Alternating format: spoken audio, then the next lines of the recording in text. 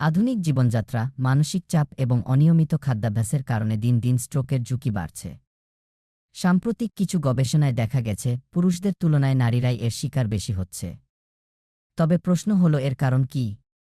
নারীদের মধ্যে স্ট্রোকের ঝুঁকি বাড়ার কয়েকটি প্রধান কারণ তুলে ধরেছেন বিশেষজ্ঞরা।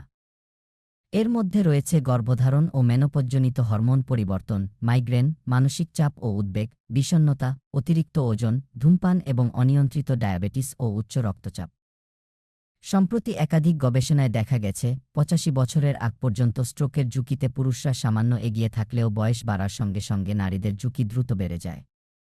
আর ৮৫ বছরের পর নারী রোগীদের মধ্যে স্ট্রোকের হার উল্লেখযোগ্যভাবে বৃদ্ধি পায়। চিকিৎসকদের মতে অতিরিক্ত ঘুম কিংবা নিদ্রাহীনতা, ঘুমে নাক ডাকা, হৃদস্পন্দনের সমস্যাও স্ট্রোকের ঝুঁকি বাড়ায়। গবেষকরা বলছেন দৈনিক ১০ ঘণ্টার বেশি ঘুমালে স্ট্রোকের ঝুঁকি ৬৩% পর্যন্ত বেড়ে যেতে পারে। এছাড়া অ্যাট্রিয়াল ফাইব্রিলেশন নামক হৃদরোগ যাদের রয়েছে, তাদের স্ট্রোকে আক্রান্ত হওয়ার সম্ভাবনা ৫ গুণ বেশি। গবেষকরা আরও জানান, সহজেই রেগে যাওয়া বা অতিমাত্রায় উত্তেজিত হলে নারীদের ঘাড়ের ধমনী পুরু হয়ে যেতে পারে, যা স্ট্রোকের ঝুঁকির আরেকটি বড় কারণ। তবে স্ট্রোকের ঝুঁকি প্রতিরোধের কিছু উপায় সম্পর্কেও জানিয়েছেন গবেষকরা।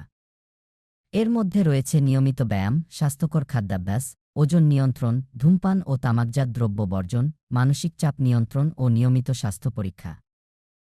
এদিকে চিকিৎসকরা বলছেন সচেতনতা ও স্বাস্থ্যকর জীবনযাপনই হতে পারে সুরক্ষার মূল চাবিকাঠি।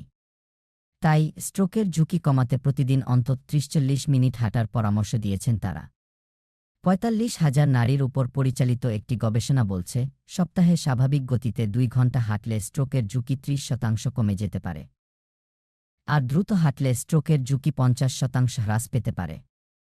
তাই সচেতনতা, স্বাস্থ্যকর জীবনযাপন এবং সময়মতো স্বাস্থ্য পরীক্ষা, এই ৩টি বিষয় মেনে চললে নারীদের মধ্যে স্ট্রোক প্রতিরোধ অনেকাংশে সম্ভব।